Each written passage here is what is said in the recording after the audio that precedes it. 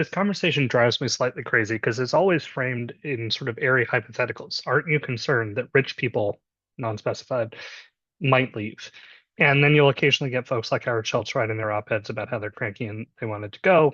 Uh, and you very rarely get people making over $1 million going about their life, writing a full page op-ed in the Times saying, I actually am fine and I'm staying.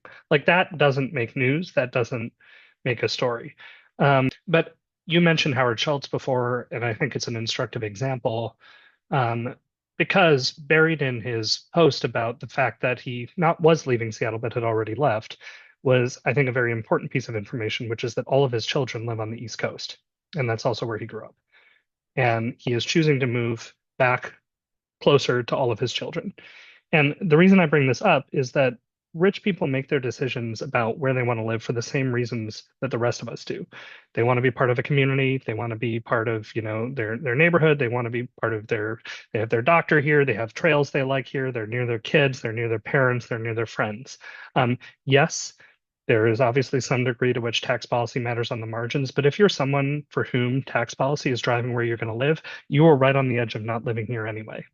And I think that's really important to keep in mind when we hear about these kinds of conversations, that there are a lot of things that go into the choice of where to live for everybody, and tax policy is just one of them. Before I pitch it, Danny, the other thing I'll say is, as someone who worked in housing and homelessness for years, I continue to be frustrated that we get 30 inches of column space put towards will rich people leave, and very little put towards the people who are priced out of the state day after day, month after month, and year after year because they can't afford housing, because they can't afford childcare, because they can't afford healthcare, and they need to move somewhere else where they can. That is a genuine migration that is happening in this state right now and is not one that we're attending to particularly well.